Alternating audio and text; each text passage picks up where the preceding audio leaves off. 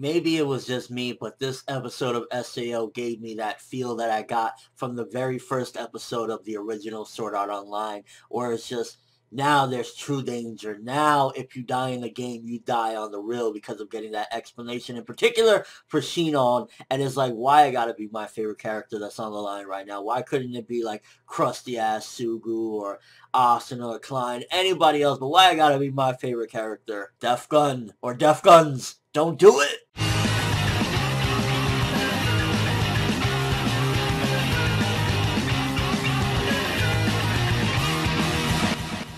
So I feel with this week's episode, it definitely helped to raise the stakes, because now it's not just, well, you know, you die. There's some confirmation now as to what might be going down, basically, with Death Gun. I had theorized, because I kind of heard some spoilers about, like, one particular person possibly being Death Gun, but I had theorized maybe there's multiple Death Guns, and kind of hearing that there might be two, one in the game and one on the real doing all the snake shit, it makes a little bit more sense. And just seeing the way it was set up in this episode, where it's like, this motherfucker is in Sinon's room ready to fucking kill her, is like, oh my fucking god, why? I think one of the biggest things that this episode brought forth was when Kirito was kind of trying to tell Sinon, sometimes you gotta accept the things that's happened. Sometimes you gotta look these things square in the eye so they don't affect you as badly. And I felt as though that was definitely helping to push her character, so eventually she can develop past, you know, these freak out stages when she sees guns and whatnot. So definitely Kirito is helping her to advance and overall get some progression, because last week,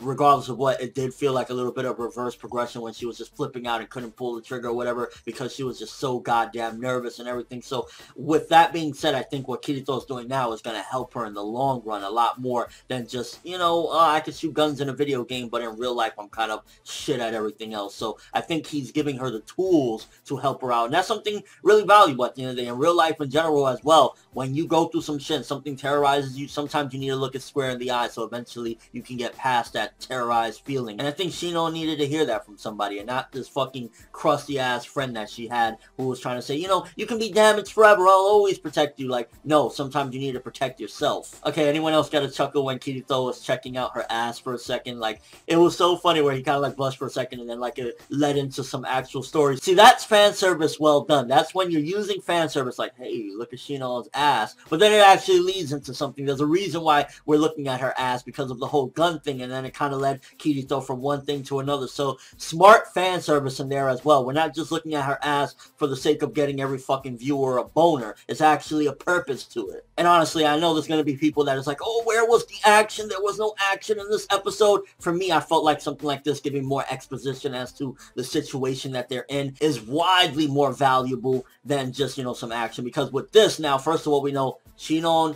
her life is at risk. Any given moment, this fuckwad in her bedroom wants to stab that needle, it's a wrap. So I think the smarter thing I would have felt to have done would have been to quickly give him your address, tell him exactly where you're at. Kirito shows up to her place with the cops. Bam, grab that motherfucker, and that way she wouldn't have died. I think that would have been what I would have done. I would have said, give me your address, shoot me, and then I'm going to quickly go to your place with the police and save you. And while I wasn't too fond of getting those broken up moments yet again of Asuna and Sugu and all them in that little place watching it or whatever, it made sense more, because now it's kind of progressing her into being sort of relevant again. I guess those scenes really are just pushing forward so Asuna can have something to do. So she's going to go to his body, even though it's pretty well guarded, so that she can take a look herself. And I don't know, maybe the guy's bullshitting. Maybe they transfer Kirito to somewhere else so he can be some sort of victim, so that way they can lure the person in there. So maybe they're using him as meat. But it's definitely helping to make Asuna a little bit more relevant, even if it's just a smidge of her showing up to his real-life body. And luckily enough in time so she wouldn't see Kirito all nuzzled up with Sinon, even though it would have been perfect, so that way they could break up and we could get that true pairing going. And overall, I felt like this episode really set things up in a major way for